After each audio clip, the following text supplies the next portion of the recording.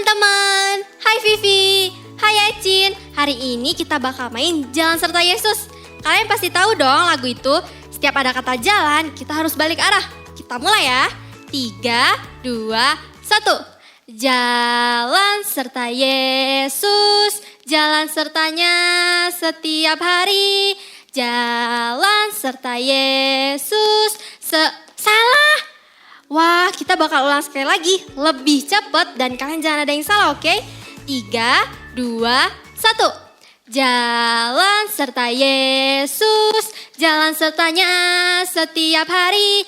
Jalan serta Yesus samanya.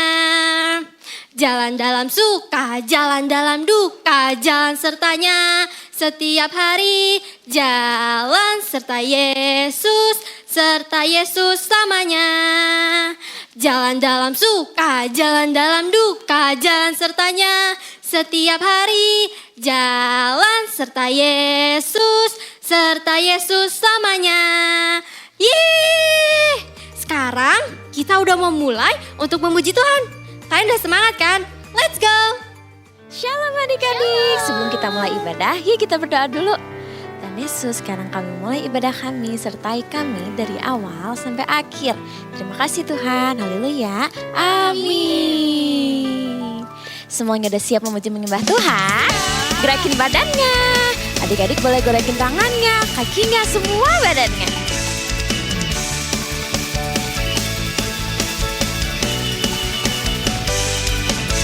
Gonna run to the river, dive in the river, swim in the river, river of life. I'm gonna run to the river, dive in the river, swim in the river, river of life. I'm gonna say bye-bye, bye-bye, going to the river. Lagi ya. I'm gonna run to the river, dive in the river, swim in the river, river of life. I'm gonna run to the river, dive in the river, swim in the river, river of life. I'm gonna say bye-bye, bye-bye, I'm going to the river. Jesus, you renew my heart, fill me up till I overflow, and you give me a brand new start, wash me clean till I white as snow. Here I go, uh-oh, uh-oh. Lagi. I'm gonna run to the river, dive in the river, swim in the river, river of life. I'm gonna run to the river, dive in the river, swim in the river, river of life. I'm gonna say bye-bye, bye-bye, I'm going to the river. I'm gonna run to the river, dive in the river, Renang. swim in the river, river of life. I'm gonna Abi. dive in the river, swim in the river, river of life. I'm gonna say bye-bye, bye-bye, I'm going to the river. Jesus, you renew my heart, fill me up till I overflow, and you give me a brand new start, wash me clean till I white as snow.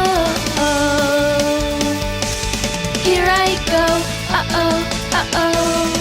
I'm gonna run to the river, dive in the river, swim in the river, river of life. I'm gonna run to the river, dive in the river, swim in the river, river of life. I'm gonna say bye-bye, bye-bye, I'm going to the river.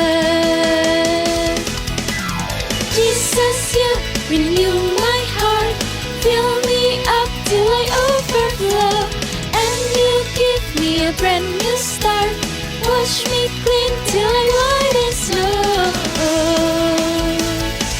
Here I go, uh-oh, uh-oh. I'm gonna run to the river, dive in the river, swim in the river, I'm gonna run to the river, dive in the river, swim in the river, river of life. I'm gonna say bye-bye, bye-bye, say bye-bye, bye-bye. Bilang apa? Say bye-bye, bye-bye, I'm going to the river, I'm going to the river, I'm going to the river, I'm going to the river.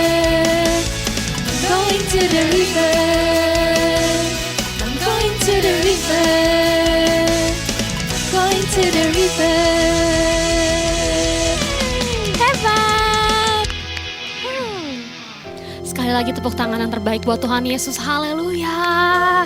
Yes. Kids, kakak percaya kita semua punya Roh Kudus di hati kita. Dan kakak percaya juga Roh Kudus yang memberi kita keberanian. Sama-sama kita mau nyanyi lagu ini yuk. Kita mau kasih persembahan yang terbaik buat Tuhan Yesus. Dalam segala perkara Tuhan punya rencana yang lebih besar dari semua yang terpikirkan. Apapun yang kau perbuat, apapun yang kau perbuat, tak ada maksud jahat, sebab itu ku lakukan semua denganmu Tuhan. Sambil mengangkat tangan katakan, ku tak akan menyerah pada apapun juga. Sebelum ku coba semua yang ku bisa, tetapi ku berserah kepada kehendak-Mu. Hatiku percaya Tuhan punya rencana. Kita nyanyi dari awal lagi. Sama-sama katakan dengan iman, apapun yang kau perbuat. Apapun yang kau perbuat, tak ada maksud jahat, tak ada maksud jahat. Kami percaya, sebab itu ku lakukan semua denganmu Tuhan. Ku tak akan menyerah pada apapun juga. Sebelum ku coba semua yang ku bisa, tetapi ku berserah kepada kehendak-Mu. Hatiku percaya Tuhan punya rencana. Ku takkan menyerah pada apapun juga. Sebelum ku coba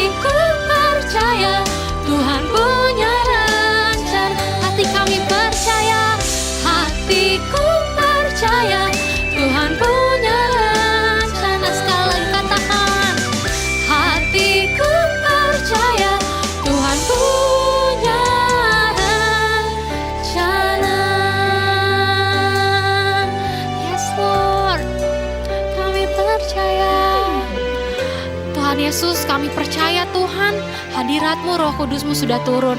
Dan saat ini kami mendengar firman, Engkau yang buka setiap mata hati kami untuk fokus mendengar isi hati-Mu.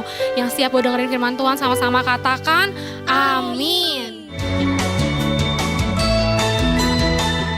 Shalom kids, gak kerasa nih udah di tengah tahun lagi ya. Hampir setengah 2022 udah kita lewatin bersama.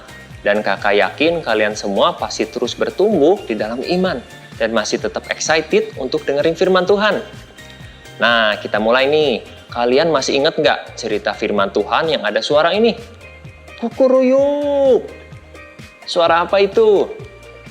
Suara ayam berkokok. Cerita tentang siapa ya yang ada ayam berkokoknya? Masih inget gak? Iya betul, cerita tentang Petrus. Saat itu setelah ayam berkokok, Petrus sudah menyangkal Yesus sebanyak 3 kali. Kok gitu ya? Ternyata saat itu Petrus sangat takut. Tuhan Yesus yang dia percayai ditangkap, mau disalibkan, seakan-akan tidak berdaya. Petrus belum mengerti bahwa itu memang rencana mulia Tuhan untuk menebus dosa umat manusia. Tapi kisah Petrus gak berhenti di situ adik-adik. Petrus berubah loh. Akhirnya dia jadi seorang yang pemberani. Pemberani gimana ya? Nah, kita coba dengar yuk kisah Petrus yang satu ini. Perhatikan ya. Suatu hari, para imam besar dan orang-orang Saduki sedang berkumpul. Mereka sangat kesal karena Petrus dan para rasul terus memberitakan firman tentang Tuhan Yesus. Orang-orang tersebut berkata, "Lihatlah para rasul itu.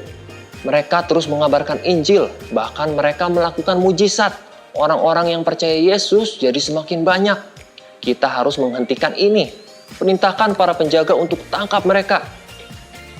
Rasul-rasul pun akhirnya ditangkap dan dimasukkan ke dalam penjara. Dengan pertimbangan, kalau mereka di penjara, pasti kapok nih. Mereka pasti jadi takut dan gak akan mengabarkan Injil lagi. Orang-orang Saduki juga tidak percaya akan kebangkitan Yesus. Maka dari itu mereka sangat melarang para rasul untuk memberitakan hal tersebut. Pada malam itu, datanglah seorang malaikat menghampiri para rasul. Malaikat tersebut membebaskan para rasul dan menyampaikan perintah dari Tuhan. "Pergilah, kembali ke bait Allah untuk terus memberitakan Injil kepada orang banyak." Para rasul pun menaati perintah tersebut. Mereka keluar dari penjara dan pergi ke bait Allah pada pagi hari untuk memberitakan Injil lagi. Di waktu yang sama juga, imam besar, mahkamah agama, dan para pengikutnya lagi sibuk berkumpul. Mereka memerintahkan para penjaga untuk bawa lagi para rasul menghadap mereka. Namun ketika kembali ke penjara, para penjaga sangat kaget. Kok penjaranya kosong ya? Mereka balik lagi kasih info, "Tuan, kami dapati penjara terkunci rapat dan semua pengawal ada di sana, tapi tidak ada seorang rasul pun ditemukan di dalam penjara." Tiba-tiba salah satu dari mereka dapat kabar, itu mereka, para rasul. Mereka ada di bait Allah dan sedang memberitakan Injil lagi. Imam besar dan pengikutnya tambah kesel dan membawa para rasul kembali ke hadapan mereka. Para imam besar dan pengikutnya marah-marah sama para rasul. Mereka bilang, "Kami sudah melarang kalian untuk memberitakan Injil. Kalian harus menghentikan ini. Jangan memenuhi Yerusalem dengan pengajaran kalian tentang Yesus." Tapi Petrus dan para rasul menjawab, "Kami harus lebih taat kepada Allah daripada kepada manusia. Allah sudah membangkitkan Yesus yang kalian telah salibkan itu. Yesus telah ditinggikan menjadi pemimpin dan juru selamat supaya manusia dapat bertobat dan menerima pengampunan dosa." Orang-orang di sana yang dengar perkataan tersebut tambah kesel banget sampai mereka pengen bunuh para rasul. Tapi nggak bisa, karena di sana jadi banyak orang juga yang membela. Mereka percaya Petrus dan para rasul adalah orang-orang utusannya Tuhan. Wah, Petrus pemberani banget ya. Dan kok bisa ya berubah dari seorang penakut jadi seorang yang sangat pemberani? Kalian tahu nggak sih, Petrus itu punya nama lain sebelumnya. Siapa coba namanya? Betul, dulu Petrus dipanggil dengan nama Simon. Simon itu artinya buluh atau tumbuhan alang-alang. Tahu kan? Yang suka ada di kebun. Ujungnya kayak ada bulu lembut-lembut seperti ekor kucing. Kalau kena angin, goyang-goyang, mudah terombang-ambing. Sama seperti sifat Petrus yang dulu, mudah terombang-ambing. Bilangnya sayang Tuhan Yesus, pasti bela Tuhan Yesus apapun yang terjadi. Tapi kenyataannya ketika Yesus ditangkap, dia mudah bawa-bawa sama keadaan, jadi takut, bahkan sampai menyangkal Yesus. Tapi kini Simon lebih dikenal dengan nama Petrus. Petrus artinya batu karang. Batu karang itu kuat, teguh, kena angin, kena ombak besar sekalipun gak bergoyang, tetap kokoh. Sama juga seperti Petrus yang baru. Sama seperti cerita tadi, Petrus gak takut siapapun. Bahkan imam besar dan pengikutnya udah sampai penjarain. Ngancem-ngancem terus, melarang Petrus ceritain tentang Tuhan Yesus. Tapi tetap semuanya gak ada yang mempan. Karena bagi Petrus, Tuhan Yesus adalah segalanya. Bahkan melebihi nyawanya sendiri. Petrus mau setia untuk jalani perintahnya Tuhan, yaitu untuk mengabarkan Injil ke orang-orang banyak. Walaupun ternyata banyak juga ya rintangannya. Nah, kalian semua mau pilih jadi Simon atau mau pilih jadi Petrus? Pasti pilih jadi Petrus ya. Jangan mau seperti Simon yang mudah terombang-ambing. Ketika keadaan sekitar menekan, orang-orang sekitar kalian nyuruh kalian buat tinggalin Tuhan Yesus, lakukan dosa. Jangan pernah mau ya. Jangan pernah tinggalkan Yesus karena keadaan, karena sekitar kalian. Tapi jadilah Petrus di saat senang, sedih, suka, duka, lagi baik semuanya atau lagi dalam banyak masalah, tetap setia untuk jadikan Tuhan segalanya dalam hidupmu. Salah satu alasan lain Petrus kini menjadi seorang yang sangat pemberani adalah karena Petrus kini dipenuhi oleh Roh Kudus. Sekitar 1 minggu lebih yang lalu ada tanggal merah ya di tanggal 26 Mei. Ada yang tahu nggak hari itu merayakan hari peringatan apa? Ya, hari peringatan kenaikan Tuhan Yesus ke surga. Di Alkitab diceritain tuh, sebelum Tuhan Yesus terangkat ke surga, Tuhan sudah menjanjikan seorang penolong buat kita semua, yaitu Roh Kudus. Roh Kudus dicurahkan pada hari raya Pentakosta, yang kebetulan dirayakan pada hari ini juga. Tuhan berfirman saat sebelum terangkat ke surga, di Kisah Para Rasul 1 ayat 8. Tetapi kamu akan menerima kuasa kalau Roh Kudus turun ke atas kamu. Dan kamu akan menjadi saksiku di Yerusalem dan di seluruh Yudea dan Samaria dan sampai ke ujung bumi. Roh Kudus yang memberikan Petrus kuasa dan keberanian adalah Roh Kudus yang sama, yang pasti memberi kalian juga, kita semua, kuasa dan keberanian tersebut. Jadi dalam menghadapi apapun, tekanan, masalah, ancaman, jangan takut. Ingat kita punya Roh Kudus yang tinggal di dalam kita. Firman Tuhan dalam 1 Yohanes 4 ayat 4 berbunyi, roh yang ada di dalam kamu lebih besar daripada roh yang ada di dalam dunia. Wow, Roh Kudus itu dahsyat banget ya adik-adik. Dan satu lagi, Roh Kudus nggak cuma bikin kita semua pemberani, baik dalam keseharian kita maupun dalam mengabarkan firman Tuhan seperti cerita Petrus tadi. Tapi Roh Kudus juga akan memberikan kita kuasa untuk kita bisa excellent dalam segala apapun yang kita sungguh-sungguh kerjakan. Asal itu hal yang benar. Nah, kakak juga mau cerita nih sebuah kesaksian pribadi biar bisa jadi contoh buat kalian bagaimana Roh Kudus bekerja dalam kehidupan kakak. Tahu nggak adik-adik, kakak ini dari dulu adalah seorang yang pemalu, nggak suka ngomong di depan orang banyak. Selain itu, kakak orangnya juga suka minder, sering ngerasa nggak mampu, rasanya tuh selalu kurang gitu, nggak bagus dalam segala hal. Maka dari itu, yang namanya bersaksi, apalagi bawain firman kayak sekarang ini, gak pernah sama sekali kepikiran bahwa kakak itu mau dan bisa, gak pernah. Karena di awal kakak melayani, jangankan dapat tugas untuk nyanyi, untuk bawain firman. Saat kakak dapat tugas untuk berdoa aja, kakak malu. Rasanya gak mau, ngerasa gak bisa. Nah, tapi dalam situasi tersebut, kakak mau belajar coba serahkan semuanya sama Tuhan. Kakak coba untuk berdoa dalam hati, Tuhan, Engkau tahu aku nggak bisa, aku nggak bagus. Tapi kalau memang Tuhan setuju aku jadi pelayanmu Tuhan, Tuhan yang bisa ubahkan aku yang nggak bagus ini tetap bisa jadi berkat buat orang banyak. Nah, kakak akhirnya terus coba, terus berusaha, dan biarkan Roh Kudus yang bekerja. Akhirnya sedikit demi sedikit Roh Kudus mampu ubahkan, seperti kakak yang sekarang yang udah nggak merasa malu-malu lagi untuk bawain firman Tuhan, untuk jadi saksinya Tuhan, yang nggak mau lagi minder, yang gak mau lagi merasa gak mampu.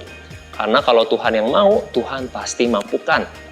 Nah, pesan kakak berhubungan dengan kesaksian ini, ingat ya adik-adik, di dalam setiap kekurangan kita yang kita rasakan itu, disitulah justru Roh Kudus bekerja sangat luar biasa.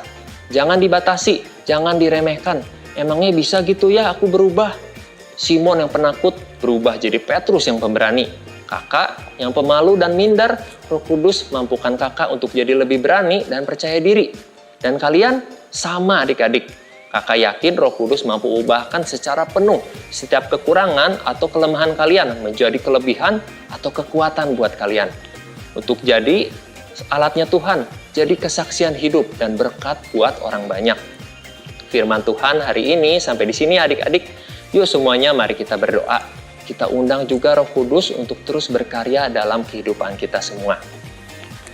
Tuhan Yesus, terima kasih Tuhan untuk firman-Mu hari ini. Kami belajar Tuhan untuk tidak menjadi seperti Simon yang mudah terombang-ambing. Kami nggak mau kami berubah karena keadaan, tapi kami mau menjadi seperti Petrus, seperti batu karang yang terus kokoh, terus kuat, terus menjadi seorang yang pemberani. Dan kami undang Engkau Roh Kudus, penuhi setiap adik-adik, penuhi setiap kami Tuhan. Dan kami mau Tuhan Engkau Roh Kudus yang berkarya dalam kehidupan kami. Mengubahkan setiap kekurangan kami menjadi kekuatan buat kami. Terima kasih Tuhan, kami terus mau jadi alatnya Tuhan. Jadi saksi-Mu Tuhan. Terima kasih Tuhan, ini doa kami. Hanya di dalam nama Tuhan Yesus, Allah kami yang hidup, kami berdoa dan mengucap syukur. Haleluya, amin.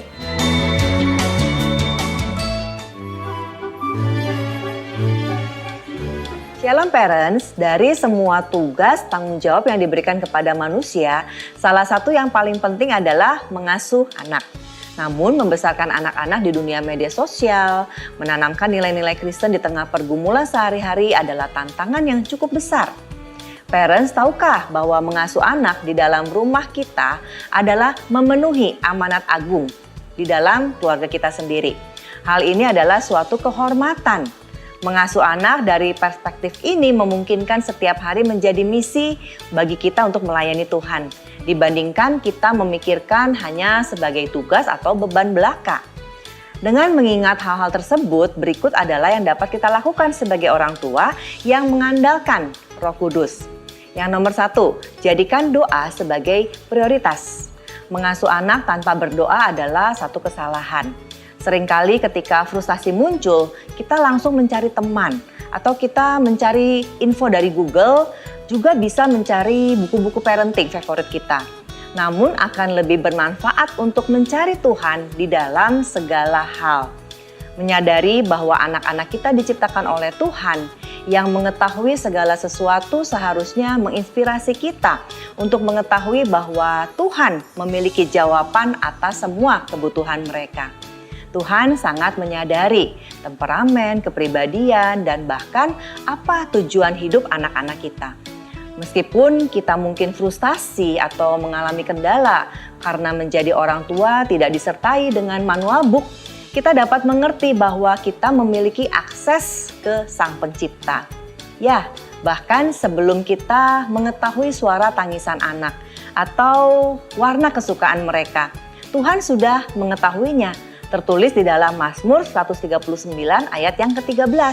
Sebab engkaulah yang membentuk buah pinggangku, menenun aku di dalam kandungan ibuku. Ketika doa menjadi fondasi rumah kita dapat mendengar suaranya tentang apa yang harus dilakukan selanjutnya. Demikian juga ketika segala sesuatunya tampak tidak berjalan sesuai dengan rencana, kita dapat mencari Dia untuk kedamaian dan penghiburan. Dengan doa, kita memberi Roh Kudus sebuah pintu terbuka untuk berbicara di dalam perjalanan mengasuh anak kita. Poin yang kedua, mendengarkan suara Tuhan. Mengikuti suara Tuhan dalam mengasuh anak akan menjadi salah satu aspek yang paling kritis. Tidak selalu mudah untuk melakukannya. Ketika teman dan keluarga mungkin memiliki pandangan yang berbeda tentang bagaimana kita harus membesarkan anak-anak kita. Namun ingat, Tuhan tahu persis apa yang akan berhasil untuk rumah kita dan apa yang tidak dapat dinegosiasikan. Daripada mencoba menyesuaikan standar dunia ke dalam rumah kita, berusahalah untuk membiarkan kehendak Tuhan yang terjadi di dalam segala hal. Mungkin ada saatnya parents perlu mengatakan tidak atau belum. Bukan karena itu buruk, tetapi karena kita tidak merasa Tuhan meminta kita untuk melakukannya. Mengasuh anak dengan Roh Kudus berarti kita bersedia mengambil keputusan walaupun sulit demi kebaikan bagi anak-anak kita. Kita dapat mempercayai bahwa apapun yang Dia minta untuk kita lakukan akan menjadi pilihan terbaik. Bahkan jika kita tidak memahaminya pada saat itu. Lakukan saja apa yang Tuhan minta untuk kita lakukan. Ingat, Mazmur 32 ayat yang ke-8 mengatakan bahwa Tuhan hendak mengajar dan menunjukkan jalan yang harus kita tempuh. Tuhan hendak memberi nasihat dan matanya tertuju kepada kita. Parents, teruslah berkomitmen untuk melakukan kedua poin tersebut di dalam minggu ini. Sebelum kita membahas poin yang ketiga dan keempat minggu depan. Roh Kudus yang akan mengajar dan membimbing juga memberi kekuatan pada setiap kita. Tuhan Yesus memberkati. Wow, cupcakes! Wow, hi kids! Ini bukan cupcake sembarang cupcakes loh. Kita lihat sama-sama ya isinya apa. Wah, kosong ternyata. Kita buka yang lain ya. Ya, kosong juga. Yang ini. Wah, ternyata ada isinya. Kita baca sama-sama ya, kids. 1, 2, 3. Yohanes 14 ayat 16. Aku akan minta kepada Bapa dan Ia akan memberikan kepadamu seorang penolong yang lain, supaya Ia menyertai kamu selama-lamanya. Wow, hebat kids. Kita baca satu kali lagi ya, lebih semangat, oke? 1, 2, 3. Yohanes 14 ayat 16. Aku akan minta kepada Bapa dan Ia akan memberikan kepadamu seorang penolong yang lain, supaya Ia menyertai kamu selama-lamanya. Yang percaya coba sama-sama katakan amin. Sekali lagi lebih semangat, amin. Tuhan Yesus, terima kasih buat Roh Kudus yang memberikan kami keberanian. Kami tidak mau lagi hidup dalam ketakutan. Bimbinglah kami Tuhan. Yesus, berikanlah keberanian kepada gereja-gerejamu yang ada di Indonesia maupun di bangsa-bangsa lainnya, supaya kami dapat menyampaikan Injil-Mu dengan penuh keberanian. Tuhan Yesus, berkati Bapak Niko dan kami semua. Urapi kami dengan Roh Kudus-Mu Tuhan, agar kami menjadi saksi-Mu yang berani. Adik-adik dan parents, mari siapkan hati untuk menerima berkat Tuhan. Demikianlah firman Tuhan. Tuhan memberkati dan melindungi engkau. Tuhan menyinari engkau dengan wajahnya dan memberikan kasih karunia. Tuhan mengarahkan wajahnya kepadamu dan memberikan damai sejahtera. Terimalah semua berkat yang terbaik ini hanya di dalam nama Tuhan Yesus Kristus. Amin.